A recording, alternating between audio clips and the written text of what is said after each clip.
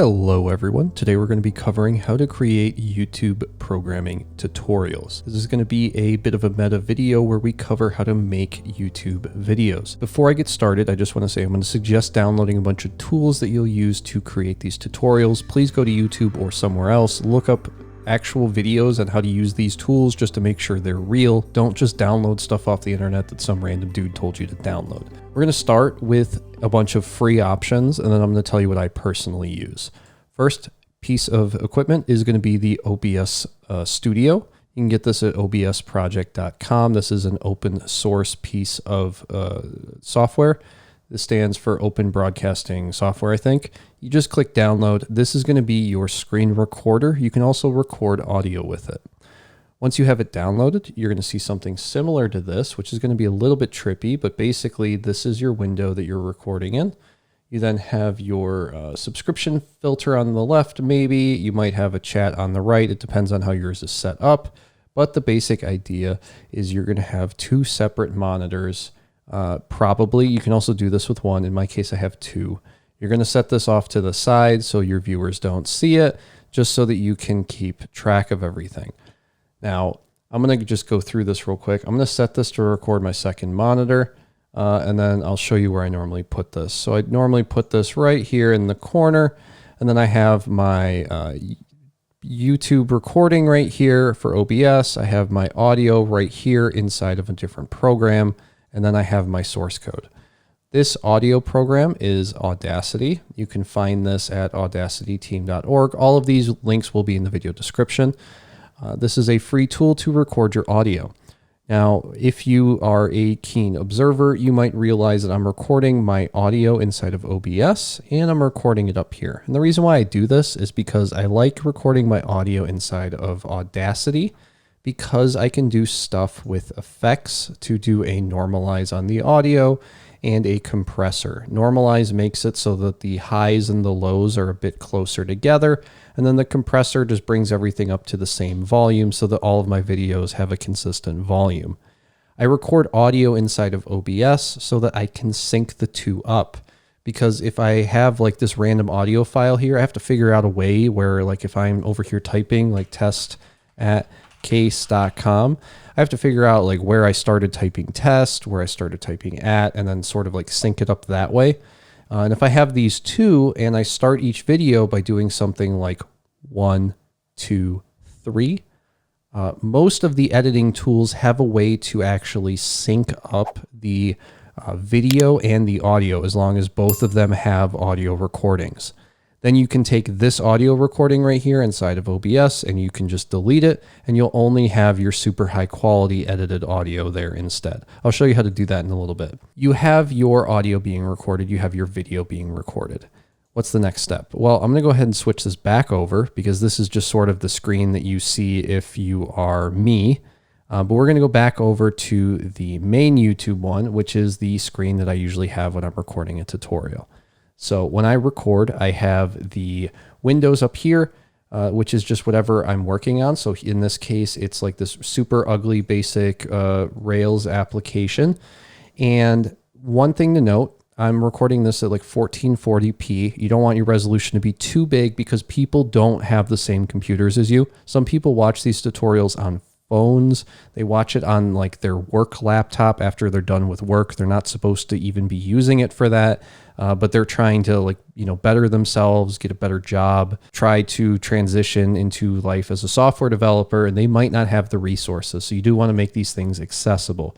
So because I record in 1440p, I actually zoom in my web pages to about 150%. I try to make sure these things are readable.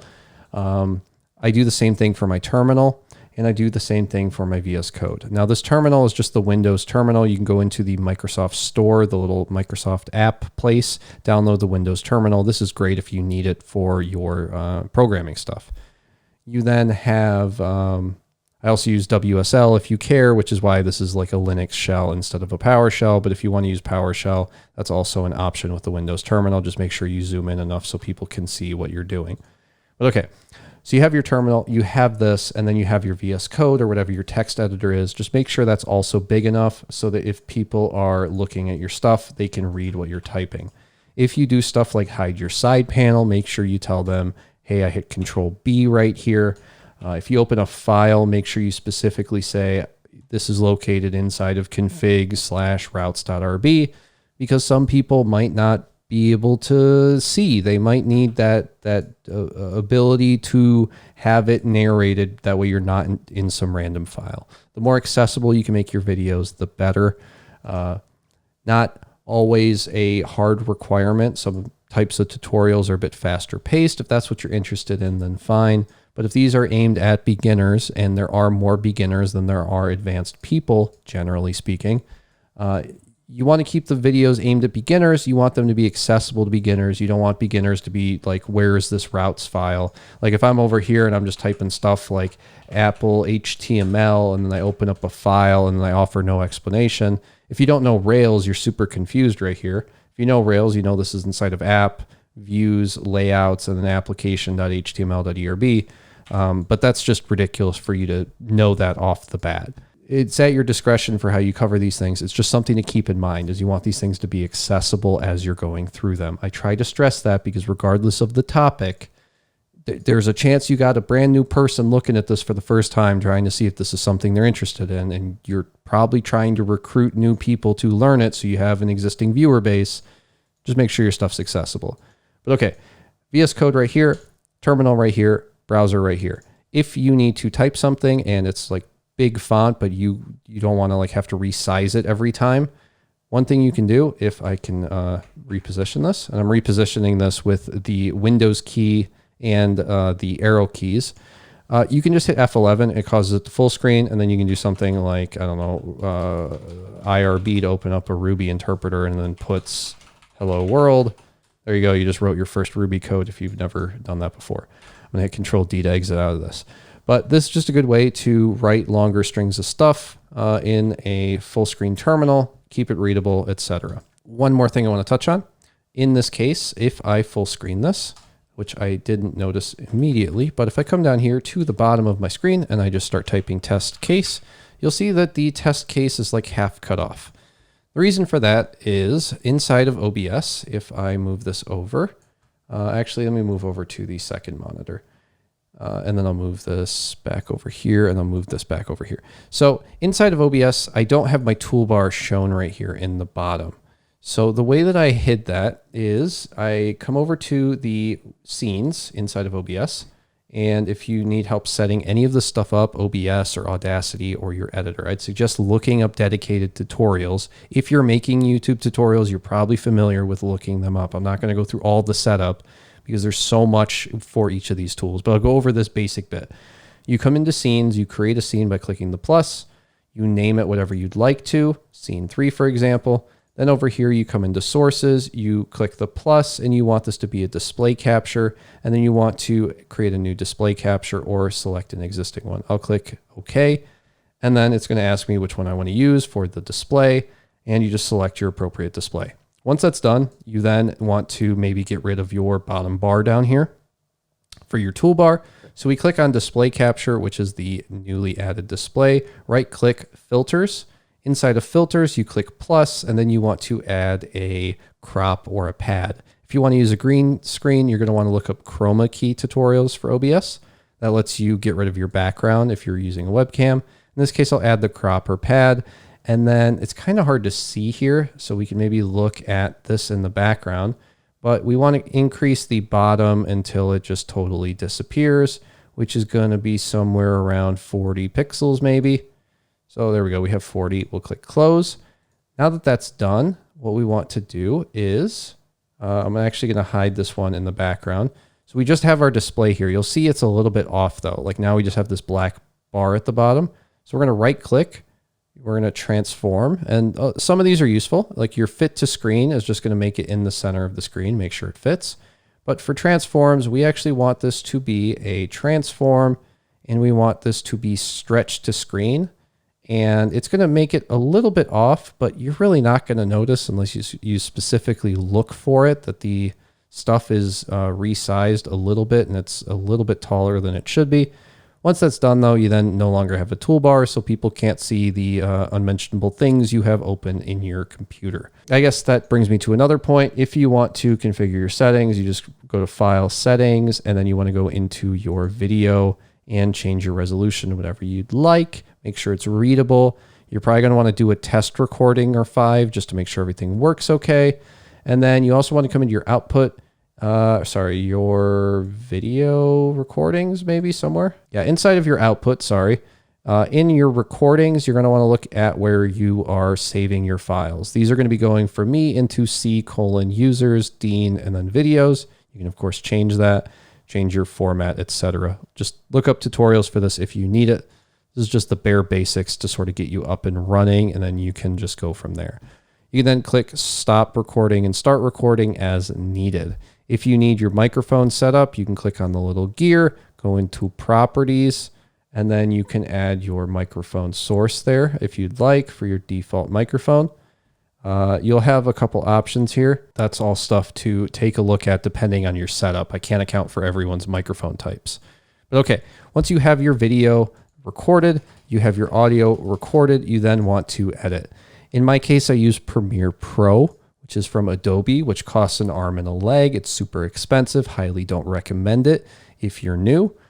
If you are new, I would suggest using Blackmagic Design's Davinci Resolve. This is a free editor, industry standard, equivalent to like Premiere Pro. It is going to ask you for a whole bunch of shady information. Let me open this up incognito. So if you go to download this the first time, you click on Windows for Davinci Resolve 18. It's going to ask you for basically everything, including your maiden name and or your mother's maiden name and social security number. Just put in whatever you're comfortable with. And then like for your phone numbers, I just literally put in 1 through 9 and then a 0, and it was fine. It didn't care. Just make sure your email's right. I think that one matters. Then you're going to go ahead and download that and set it up.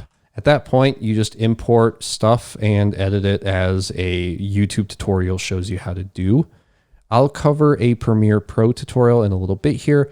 It's going to be pretty identical. Like some stuff will change, but you can just look up the terminology in Davinci Resolve instead. I just suggest this because it's free and it has tutorials for it. People seem to like it. The one I use is like $80 a month at this point, I think, or something ridiculous like that. I'm just locked into a low payment plan, so I get away with it. But okay, if you use Davinci Resolve, you probably don't have Creative Cloud, which means you don't have Photoshop. How do you do your Photoshop? Well, there is a tool. It's called Pixlr. And again, all of these things are going to be in the video description. It's pixlr.com/e. And then if I full screen this, you can see this is actually a .psd file, which is just Photoshop's extension. I opened it up in here. It looks a little bit off, but this is just my thumbnail inside of Pixlr. This will work very similar. Again, you can look up YouTube tutorials. Other options, there is a tool called GIMP. It is a popular Photoshop alternative that's free. There's also a whole bunch of alternatives like Pixlr. There's also a tool called Canva, C-A-N-V-A. This is it's a bit more limited in what you can do, but they have a bunch more templates. So this is definitely something to take a look at. I guess I can just come in here, create a design. Maybe I can search for YouTube thumbnail. You can see here, I'll click on YouTube thumbnail, and it'll just give you a whole bunch of templates you can use. And then you just go in and you edit these as you would like. So like how to make YouTube tutorials or something. And then you just resize it as needed to make sure it fits. And then you're good to go. You just change some of this stuff. If you need images, like you want this stock image on the side, there is a website called Unsplash.com. These are completely royalty-free images for you to use. You just go in here, you search for something, I don't know, maybe like video, and then you come down here and you get a whole bunch of high-quality images like this YouTube one. You click download, and then this will just take you to your downloads folder. It does request that you give a thanks and give a shout out. All these people upload these photos for free.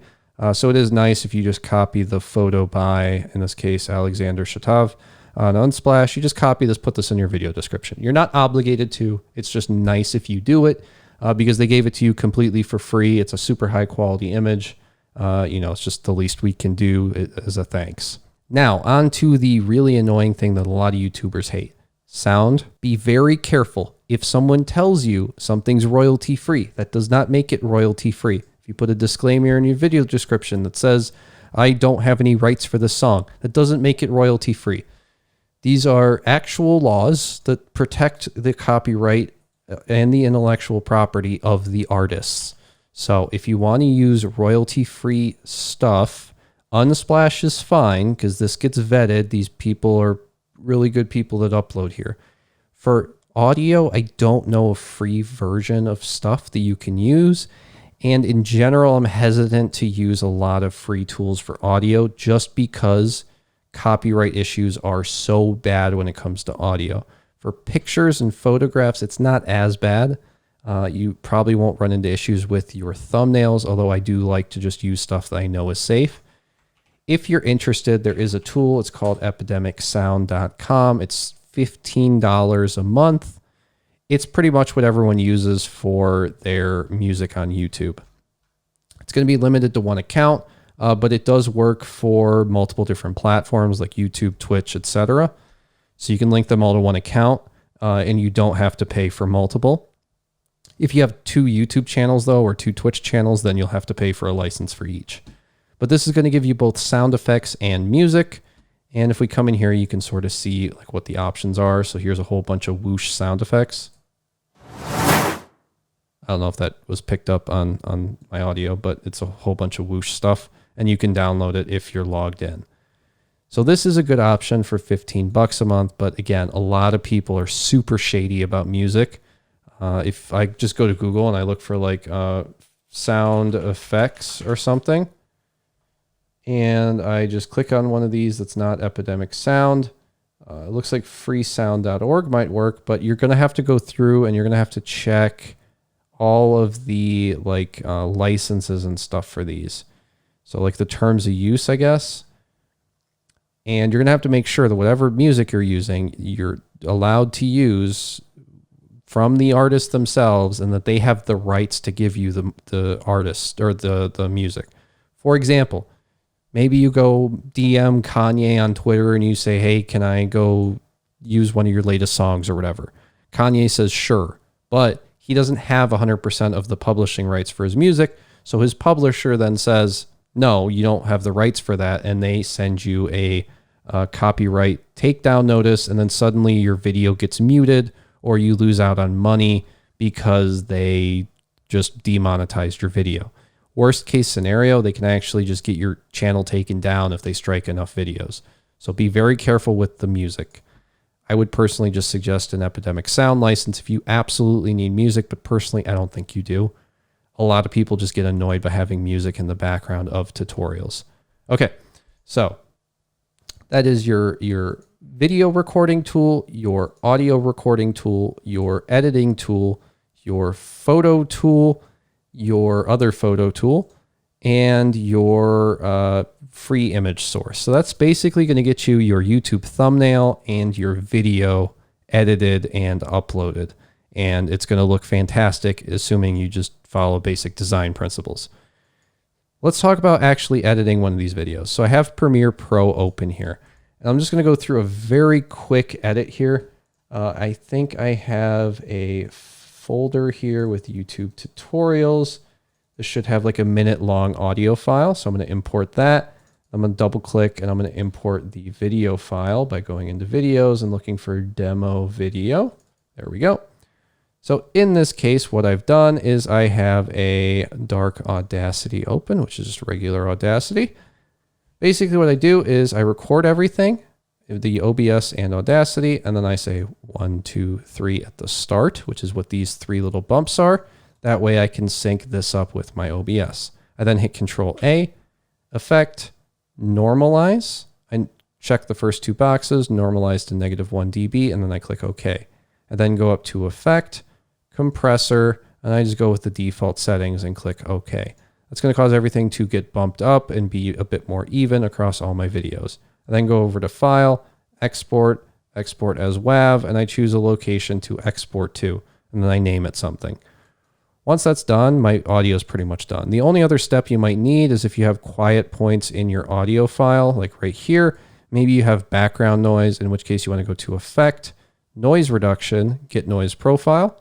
This is going to work based on the amount of background noise you select. So the more background noise you can select in one go, the better this is going to work. You can then go into Effect, Noise Reduction, change your step 2 options with the, actually you have to hit Control A to select everything, then go into Noise Reduction. It'll then use that noise profile that you set previously to do this reduction right here after you click OK. That'll just get rid of some of your background noise if you need to. So now you have your audio edited, you've finished recording your video, you've imported both of them into here. Now let's get started. First thing we want to do is just grab our video. We're going to drag it into our timeline. We can then grab our audio, and the way this works is your audios are going to be on the bottom down here. Your videos are going to be on the top right here. Actually, I think this demo video might be the wrong video. Let me just come in here. That might actually be the finished product. So let me just see one of these, maybe. Hopefully one of these is the right one. I think it's this one. There we go. That looks better. Okay, so this is going to be what your timeline looks like. If you look carefully, we can resize these. You'll see that the spikes from the OBS video right here with the audio attached to it don't line up with these down here. This is your actual edited audio. This is going to be louder than the other one, but we want these to line up. Now we could drag these a bit, which works to an extent, but you'll see they're still maybe a little bit off. Sometimes it's kind of hard to line them up. What you can instead do is just set it back to default. You're going to want to highlight everything, right click, and you're going to want to click synchronize. You're then going to want to synchronize based on audio. Track channel 1 is fine. Click OK. And this will automatically line up your audio lines. Because we have that 1, 2, 3 at the start, I think that probably helps. Once that's done, you just find your starting point. You're going to highlight everything, hit Control K. You can then highlight all of this stuff right here at the start and just hit Shift Delete. And that should do a ripple delete, which will delete everything and move it back to fill in the gap. At this point, we have the 2 audio files. This is going to sound really weird if you play them both at the same time. So we want to get rid of the one that's attached to the video because that one was really only used for syncing. To do that, we can hit Control L, or you can find the ungroup option. And after you've ungrouped it, we can then delete this one. We'll then highlight these 2, hit Control L to group them, and then we can just drag this up. So now we only have one video and one audio, and they're synced up perfectly. Now in Premiere Pro, I can hit C. This will open up our cutting tool. We can then just cut the empty spaces right here. You'll, of course, want to be a bit more accurate. I'll hit V to go back to select. And then if we scroll in with Alt and the mouse wheel, we can highlight this. We can either hit Shift Delete, or we can just regular delete it, which will leave this gap here. And then if we click on the video portion for this gap in Premiere and we hit Delete, it'll also drag this over. We can, of course, manually drag this. It'll do some snapping because the magnet's on. If you want the magnet to be off, it's just a snap to timeline, which is the S key. And now it won't do that snapping.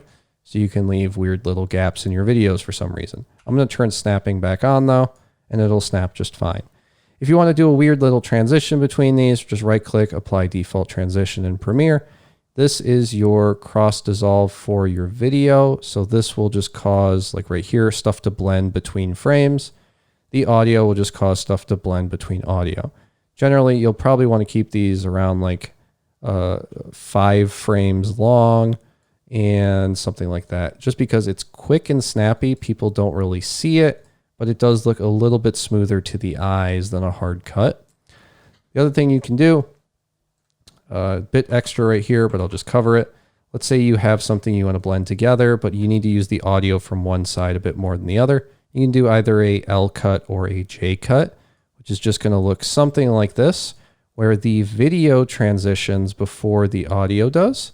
And if you do this with a big enough cut and a good enough position, it can just look like you're talking in the next frame while your video is still in the previous frame, or it can look like you're still in the previous frame, but you're talking in the next frame or something. Not really required for tutorials all that much, but it is good to know. I'm going to go through here and hit C again, and I'm just going to start grabbing some of this. Actually, I'm going to highlight this because it looks like it's not attached anymore. So I'm going to hit Control L, Control L. And instead of the C method, you can also just move your timeline right here, hit Control K. Come over here, hit Control K, and then hit Shift Delete. And this stuff in Davinci Resolve is going to be vaguely similar. You're just going to have to move between different windows. I think it's your edit and your cut window and some other stuff. But okay, once this is all done, you now have this chopped up. If you want to add some music or something, feel free to. Personally, not a fan of intros or outros. And for music, I usually try to move the little sound bar down to -30 decibels. Otherwise, people get upset that I have music in the background. Okay, let's say you have everything set up. You've added in your lower thirds and stuff that say subscribe to the channel. You can then go ahead and go up to File and click Export and Media. I think in Davinci Resolve, it's just like Publish or Finalize or something. You're then going to pick your quality and your format and your encoder. There's options for like YouTube and stuff over here, I guess now, but really all you have to do for the format here is just move this preset to match source. Once you've matched the source, you can name it, you can choose a location to save it. Come down here, you'll see your estimated file size and you can click Export. Now you can either send it to the media encoder or you can click Export. My computer's fast enough. I usually just click Export, and you'll see that for me, it takes about half a second for each second of video. But if I open up my actual task manager real quick, I can show you why it runs like that. Okay, I'm going to just go ahead and drag this over. Already finished rendering. So you can see here, I have 32 cores and 64 gigs of RAM. So this computer is just obscenely unnecessary for something like this. I just want to bring attention to it. So for you, you're probably going to be looking at like 2 to 3 minutes of rendering per minute recorded maybe. So just be aware of that. The other thing you're going to have to wait for is after you upload the video to YouTube, you're going to have upload times to upload the file. So you want to minimize the file size if your internet's not that good. But the other thing you want to do is once you upload the video, it then has to go through YouTube's processing. And the bigger the file size, the longer the processing will take. In the case of like a 4K video, an hour-long video can literally take a day or two to process. For 1440p, on average, I'm looking at like 4 to 6 hours to process sometimes, depending on the video size. So make sure you upload early enough so that you're not stuck processing while you're waiting. Once you have your video uploaded, you're going to go to studio.youtube.com. This is your YouTube studio. This is where your dashboard is. It tells you a whole bunch of information. You can see that my channel made $140 in the last 28 days. This number will usually lag behind by 2 or 3 or 4 days sometimes. So you might see that you've made like $140 in 28 days. But if you go look at your actual graph, you'll see that this is just for like 25 days, for example. So don't fully trust this number. But okay, you're going to go up into the top right, click Create, click Upload Videos, select Files, and then you're just going to click your video file. At that point, it's pretty much up to you how you want to handle uploading your video. You're going to want to give it a title, a description. So title, description, thumbnail is where you can upload the thumbnail. Here's where you select your playlists, and then you have your tags down here for your SEO. Now, I can go through this entire page in a different video. This is kind of beyond the scope of this tutorial. There's really, I don't know, people overcomplicate it. I could do it in like a 10 or 15 minute video and we'll just cover all of this. But the basic idea is just fill this information out the best you can and people will find your video. Once you're done with that, you can go over to monetization. If you're monetized, click yes or no, and then make sure you select the stuff that you're interested in. Because this is a shorter than 8-minute video, it's telling me that it's not eligible for ads during the video. So no mid-rolls. These are basically like 90% of your income on a video. So that's sort of why a lot of YouTubers aim for at least 8 minutes on their videos. Go over to ad suitability. Make sure you don't lie on this. You just have to pick if you've done anything questionable in your content, like sworn or talked about current events that are sensitive, etc., etc. Click none of the above, click submit rating. Once you're done with that, In this case, I'm actually going to hit back and I'm going to turn off monetization because I don't want to monetize this video because I'm not going to upload it. But you can go look at your checks. This will just tell you if your video is good or not. You can go over to your video elements, add subtitles if you'd like. YouTube does use these to search for videos, so it does help your video get discovered, but they also do automatic subtitles after time. You then have your end screen right here, which you can import or add one. Basically, all I do is I just have one video that says the best for viewer video, and then I have a subscribe button. I just set these to be the last 5 seconds of a video, basically. You can then come over to your visibility. You want to probably set this to public, and then you're good to go. You can click save and it'll be public whenever you're good, or you can schedule it and set it to be available at a certain time. Now, YouTube says this really doesn't affect your video, the long-term success, and because you're making programming tutorials, it really shouldn't. A lot of your videos are just going to be evergreen. But okay, you can go ahead and exit out of that. At this point, your video should be edited, uploaded with a thumbnail, and you should be good to go. Now, if you're interested in like more information on the YouTube side of things, because I know that a lot of people that watch this channel are interested, just let me know in the comments down below. If there's a couple people that say they're interested, I'll keep covering this if the video does well. I can go over stuff like the earnings or how long it takes you to get like your first 1,000 subscribers to get monetized. It's very different for tutorials than it is for like gaming. You earn a lot more from programming tutorials. Your channel will grow a lot faster from making educational content, assuming you do it half decently. And I've helped a couple people do it and they're doing well enough. So it's really not hard. It will just take like probably a year-ish for you to get ramped up from anywhere from like 1,000 to 10,000 subscribers. It really depends. But yeah, that's going to do it for this video. If you're interested in me covering more YouTube stuff, please let me know down below. Otherwise, thank you for watching and I will see you in the next video.